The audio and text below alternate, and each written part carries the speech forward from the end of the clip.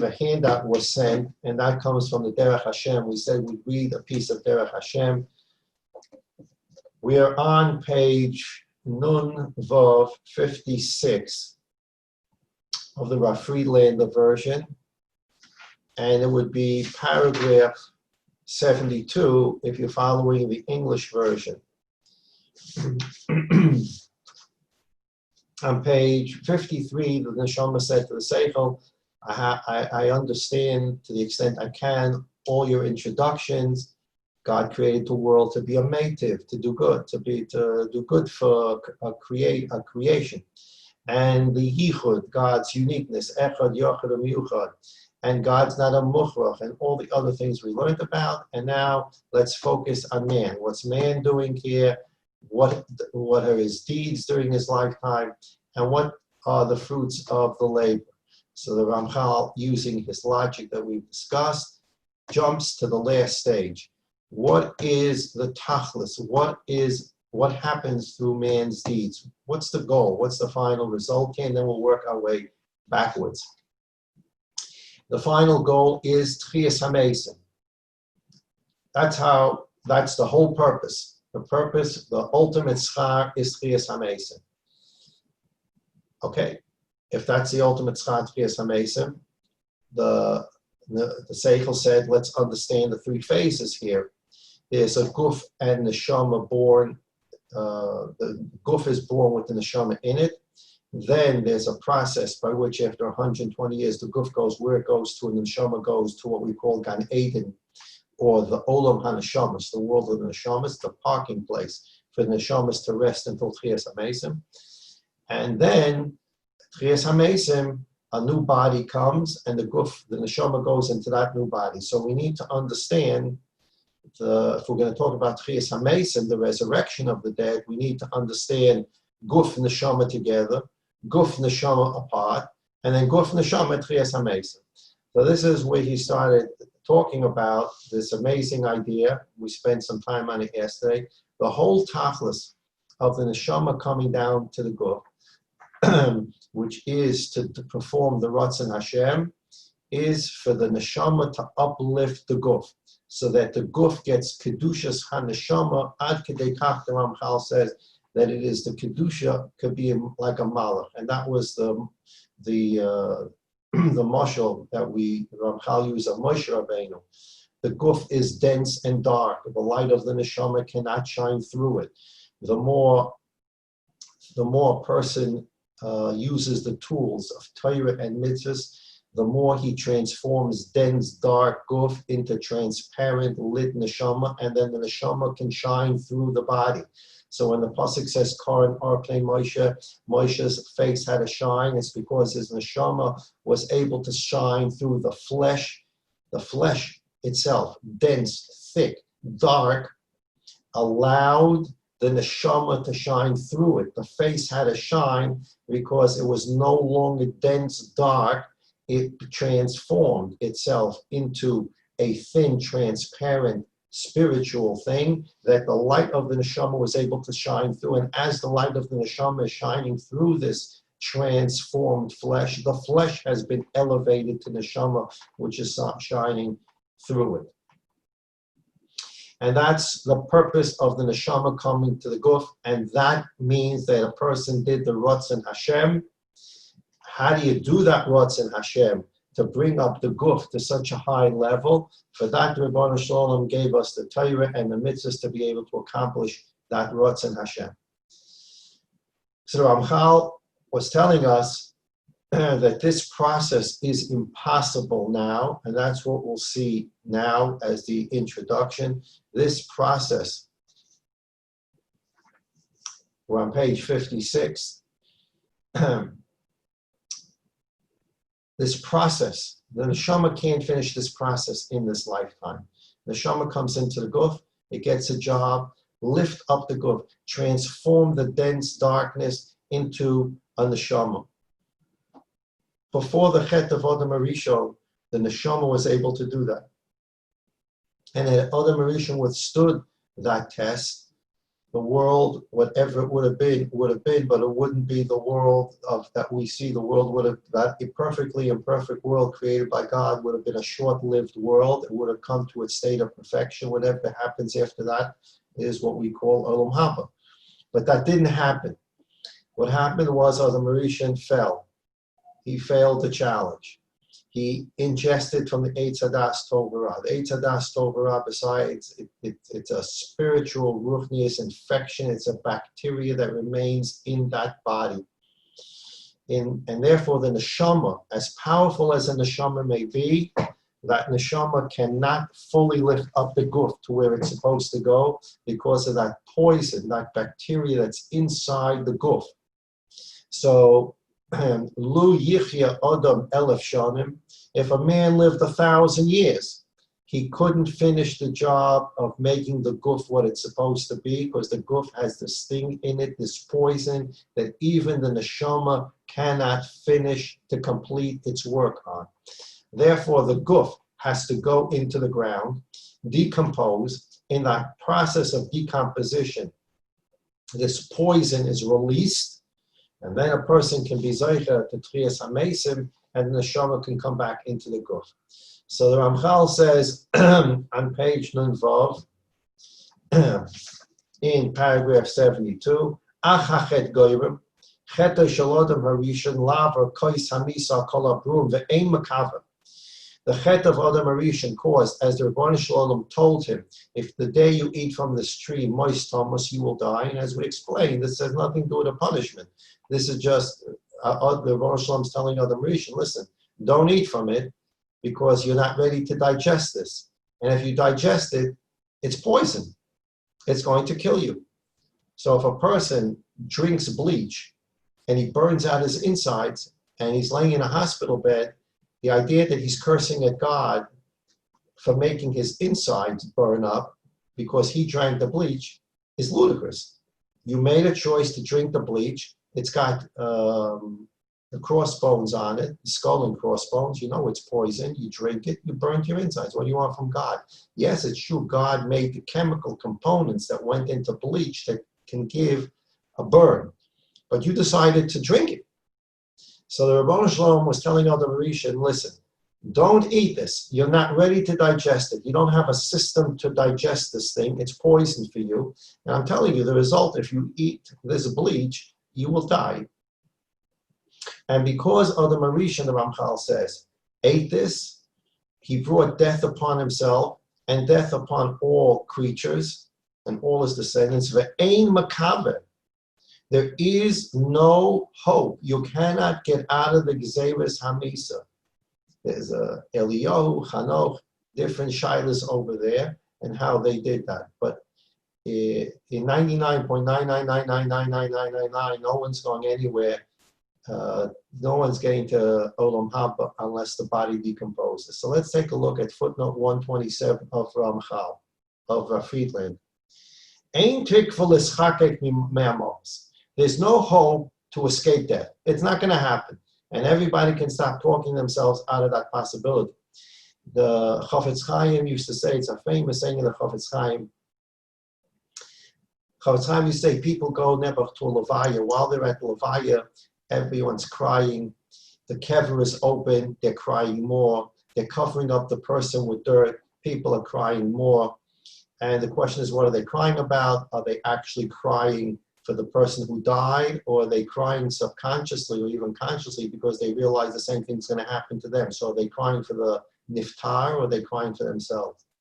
But the Chafetz Chaim used to say that it's amazing that after people leave a levaya, they already cry, they go wash their hands, and then they go back, and while the levaya is going on, they have tremendous hirurei tshuva. They think about, boy, when this levaya is over, I'm going to stop doing this, I'm going to start doing this, because this is Seif Kol Adam. I see how every man's life lives, and I don't know how much more time I have, and I need to get things straight. I'm going to do this, I'm going to do this. And Oiska lost the Mayim Achroinim, spilled out water. It doesn't take much time to go by, and everybody's consoled pretty quickly, and everybody's back to their regular paths of life. What happens, the Chafetz Chaim asks? Chafetz Chaim says because consciously or subconsciously, people have this idea, Well, he said it in Yiddish, and I don't remember his Yiddish words, but in English, the words meant the death club. People have this conscious or subconscious idea that not everybody has to die. This person that died signed up for the death club. I didn't sign up for such a club, so therefore it's not going to happen to me. And this is the way that people are able to move forward, notwithstanding that they just had Levaya. But Ramchal says, and we all know it, Ein Makava, there is no hope. There's not going to be an escape route here. Lulechet Adam Rishon Rafriedland says, Hoisa Neshama Zakeches Es Haguf Ad Sheyamukshe Gam Hula Ones Mesar Ruchni Hanitzchi. Belishit Star Cholomos Li Bonis Mecholish Betrias Hamesim Betchina Yoisem Mezucheres. The Ramchal told us his Shita, which is a Shita of the Ravid and others. We're not going to get into the Ravid Rambam. We did that. The Guf is going to be awakened, given new life at Trias HaMesim. In order, and that's because the Guf deserves reward. The Guf deserves Olam Haba. You cannot trash the Guf and leave it in the kever. The neshama used the teeth to eat matzah. It used the tongue, the teeth, the lips to eat 3 Sudas and Shabbos. It used the eyes to see Torah. It used the ears to listen to Torah. It used the mouth to teach Torah. It used the hands to put on tefillin. It used the whole body for Taras HaMishpacha, etc., etc. You can't just lay to waste such a body and just let the neshama go to Olam Haba. In HaKadosh Baruch Hu Mekapech Schar Kol Bria, the Gemara says, and the Ramchal says, quotes this Gemara, the Rebbeinu Shalom rewards every single creature for something it's done. The Guf that was used for so much hope, for so much Torah and mitzvahs, has to get to Olam Haba and get reward too. Now, at the point the neshama leaves the Guf, the neshama is sort of ready. It can basically go to this place called Olam Haba. It doesn't. It goes to a place called Olam HaNeshamas Gan Eden. But it is basically ready. It can get to Olam Haba. The Guf can't get to Olam Haba. It's dense, it's dark, and no matter how much work the neshama accomplished with it, it's got the poison of Eitz Hadas Tov V'Ra in it. Period. And therefore, that Guf cannot get to Olam Haba. No matter how much work the neshama did on that Guf in this world, it couldn't bring it to where it needs to be because the poison in there doesn't let the neshama finish its work. Therefore, the Guf goes into the ground. It decomposes. The poison is released. Now a new Guf comes for Tchias HaMesim. The neshama goes into that Guf, and now that Guf can go to Olam Haba because it's free of Eitz Hadas Tov V'Ra. So if Adam Harishon had not done the chet of Eitz Hadas Tov V'Ra, he had withstood that challenge. He was ready to go to the next stage of Olam Haba. But once he took in Eitz Hadas Tov V'Ra, that Guf cannot get to Olam Haba no matter how much work the neshama did on it. It can't happen. So death is an absolute. The Guf goes into the ground. And the reason the Guf goes into the ground is so that the Guf can become purified. The perfectly imperfect world is being perfected even through death. The body cannot get to Olam Haba. It cannot, no matter what work the neshama does on it, that perfectly imperfect body will remain to some extent perfectly imperfect. It needs to decompose, release the poison. Now that perfectly imperfect body has an opportunity for the neshama to come back into it and to perfect it to the level that it needs to get to Olam Haba. So even at the stage of death, the system of perfecting the perfectly imperfect world is occurring. And that's one of the reasons the Medrash Rabbah in Pashas Bereshis, it says at the end of the 6 days of creation, God saw everything he created and it was very good. On every day of the week, except for the second day of the week, God said, it's good. Second day is an exception. We spoke about it many times. And therefore, God said it's good twice on the third day. But the Rebbeinu Shalom said, this is great, this is beautiful. On Erev Shabbos, the Rebbeinu Shalom saw everything together, and said, Tov Ma'od, this is very good. And remember, he said Tov Ma'od after the Chet of Eitz Hadas Tov V'Ra. In the day passed, the 6th day passed, the Chet of the Eitz Hadas Tov V'Ra had been committed. And Vayal Lakim es Kalasha also, Hinei Tov Ma'od, Vayerev Vayevoy Ki Yom Hashishi, the 6th day is over, Vayichulu Hashemayim, and it became Shabbos. So after the Chet of the Eitz Hadas Tov V'Ra, the Rebbeinu Shalom said, Hinei Tov Ma'od. Everything's good. And on the words Tov Ma'od, there's a Medrash Rabbah. The Medrash Rabbah says, what's Tov Ma'od? What became so good now? And one of the things the Medrash Rabbah says, you need Tov Ma'od Zu Misa. God brought death into the world. That made the world very, very good. Because what does it mean, death makes the world very, very good? It means that even post the Chet of Adam Harishon, where Adam Harishon brought death upon himself, that death is not a punishment. It's not another slap in the face. The Rebbeinu Shalom had to expand the system. I take that back. I didn't say had to. The Rebbeinu Shalom doesn't have to do anything. The Rebbeinu Shalom expanded the system of a perfectly imperfect world being perfected, which the Rebbeinu Shalom's ratzon was, perfect the imperfectly perfect world by not eating from the Eitz Hadas Tov V'Ra. And that will perfect the perfectly imperfect world, but he ate from it. Now how are we going to perfect the perfectly imperfect world? Adam will die, he will decompose, he will release that poison into the ground, and he'll be Zeichet to Tchias HaMeisa. So the system of perfecting the perfectly imperfect world continues even through death.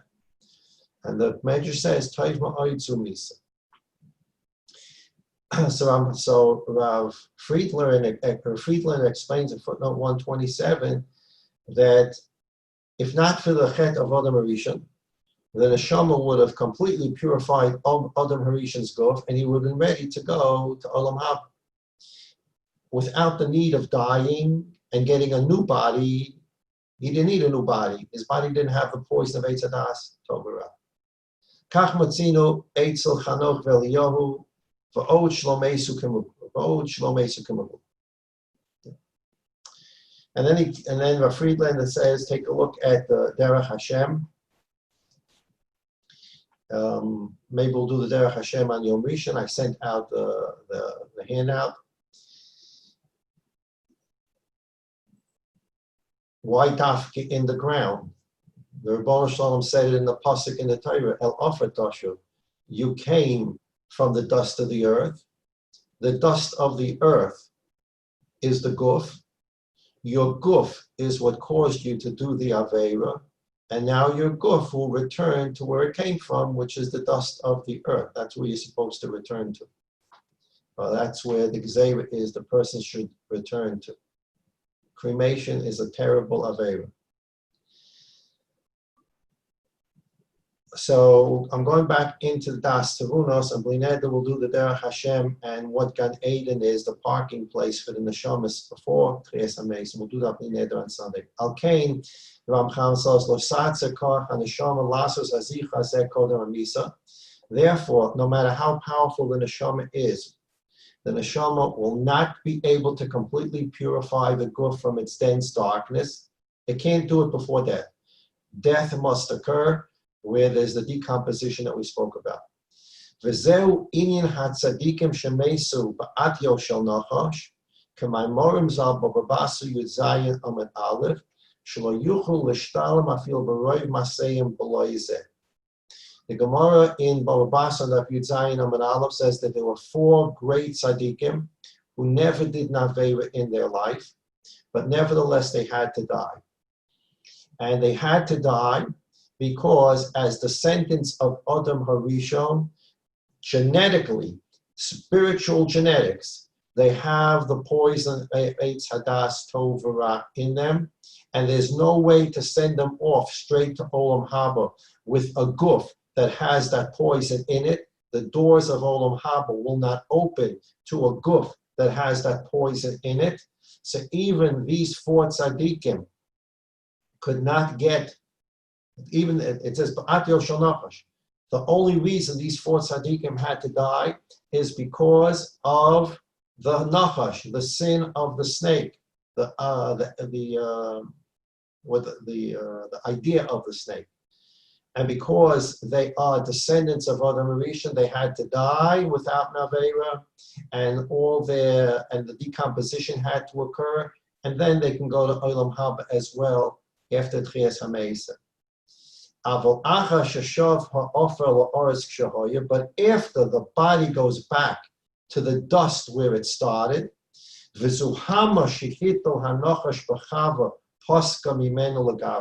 the poison, the infection, the zuham, that the nachash put into Chava at the time of the Eitz Hadas Tovara, it is released completely through the decomposition of that dust body. Page 57. Then, when there's the Tchias HaMesim of the Guf, then the neshama can come back into that cleansed body, the neshama with full power. And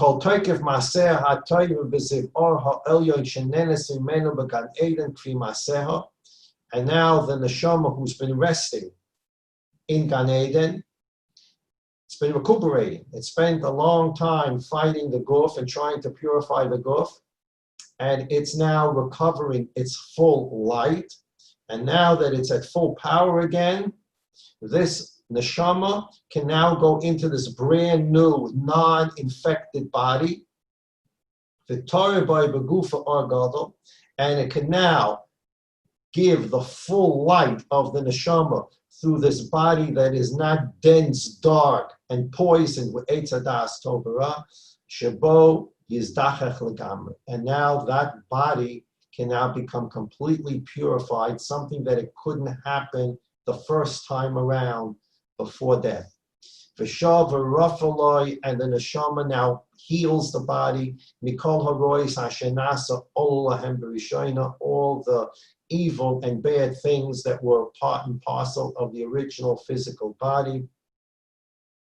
For Inyan saying this parish by Medrash Hanelam, but Parashas Vayera, and this is brought down in Medrash Hanelam, it's Kabbalah in Parashas Vayera, Vazel Shainai, Omer Razal, Hanashama, Ba'oida, Mamalosa, the Zainis, Ba'or Shalmaila, Mislabeshes Boy.